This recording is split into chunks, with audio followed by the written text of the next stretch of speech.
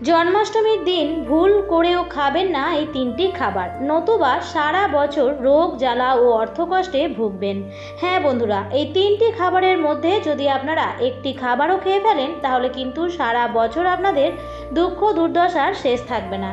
নমস্কার বন্ধুরা, ভক্তিমূলক কথা চ্যানেলে জানাই আপনাদের সকলকে স্বাগত। বন্ধুরা, আশা করছি ঈশ্বরের আশীর্বাদে আপনারা প্রত্যেকেই ভালো আছেন এবং সুস্থই আছেন। সামনেই আসতে চলেছে জন্মাষ্টমী। বছরের কৃষ্ণ সেবার জন্য সর্বশ্রেষ্ঠ অন্যতম দিন হচ্ছে কৃষ্ণ জন্মাষ্টমীর তিথি। তাই প্রত্যেকেরই জন্মাষ্টমী অবশ্যই পালন করা উচিত। বলা হয় যে জন্মালে জন্মাষ্টমী অবশ্যই করা উচিত। কোটি কোটি একাদশী করলে যে পুণ্য ফল লাভ হয়, একটি জন্মাষ্টমীর উপবাস করলে তার সমান পুণ্য ফল লাভ হয়। এবং এই দিন খুব ভেবে চিন্তে মুখে খাবার তোলা উচিত।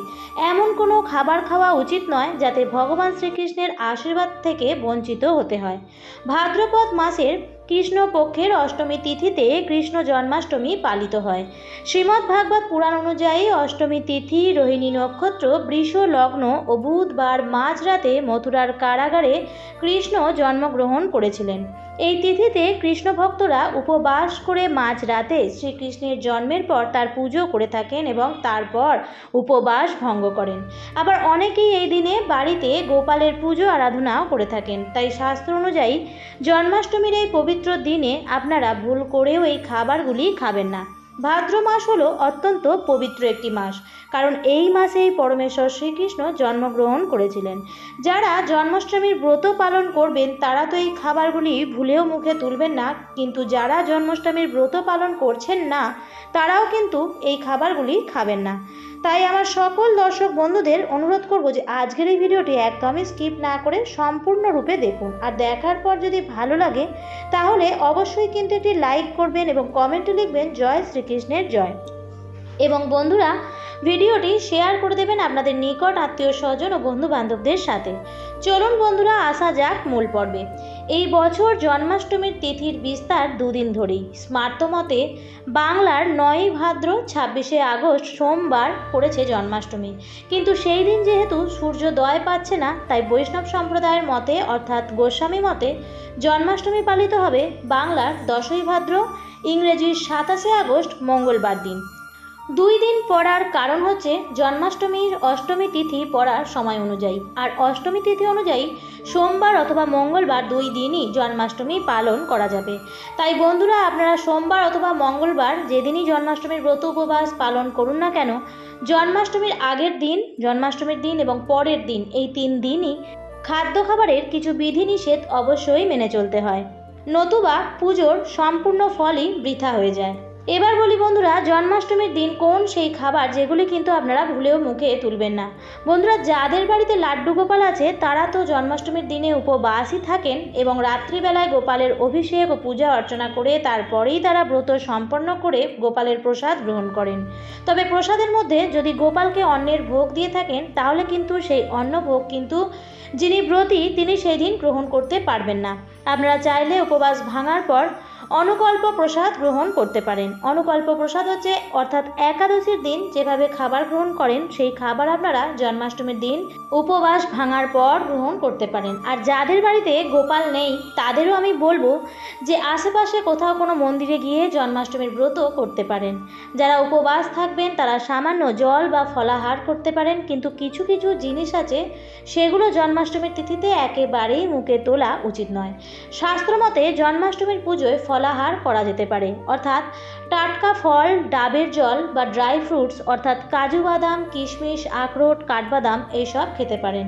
কারণ জন্মাষ্টমীর উপবাসে অন্ন জাতীয় খাবার বা আটা ময়দার তৈরি কোনো খাবার খাওয়া চলে না। জন্মাষ্টমী যারা পালন করবেন তারা জন্মাষ্টমীর আগের দিন নিরামিষ আহার গ্রহণ করবেন এবং জন্মাষ্টমীর পরের দিনও নিরামিষ আহারই গ্রহণ করা উচিত। জন্মাষ্টমীর আগের দিন এবং পরের দিন সাত্ত্বিক আহার গ্রহণ করা উচিত। আমিষ জাতীয় খাবার যেমন মাছ, মাংস, ডিম, পেঁয়াজ, রসুন জন্মাষ্টমীর আগের দিনও এবং পরের দিনও খাওয়া উচিত নয়। যে কোনো ব্রত উপবাসেই আগের দিন এবং পরের দিন সাত্ত্বিক আহার গ্রহণ করাই উচিত এবং উপবাসের দিন ফল খাওয়া যেতে পারে। তাই যদি কেউ জন্মাষ্টমীর দিন নির্জলা উপবাস থাকতে না পারেন তাহলে জল, ফল এসব খেতে পারেন। উপবাসে প্রোটিন, ফাইবার, কার্বোহাইড্রেট ও খনিজের মতো মতো নানা পুষ্টিগুণ সমৃদ্ধ ফল উপবাসের দিনগুলিতে শরীরে এনার্জি যোগাতেও সাহায্য করে, পাশাপাশি রোগ প্রতিরোধ শক্তিকেও মজবুত করে। তাছাড়াও জন্মাষ্টমীর দিনে আপনারা দুধ, দই এসবও খেতে পারেন। এছাড়াও দইয়ের সাথে ফল মিশিয়েও খাওয়া যায়। যারা একদমই ফলাহার থাকতে পারবেন না তারা সাবুদানাও খেতে পারেন। অনেকেই জন্মাষ্টমীর উপোসের সময় সাবুদানা খেয়েও ব্রত পালন করেন। তবে নুনের তৈরির কোনো জিনিস যদি খেতেই হয় তাহলে সাদা নুন গ্রহণ করবেন না। উপবাসে সাদা নুন চলে না, সৈন্দক লবণ ব্যবহার করবেন।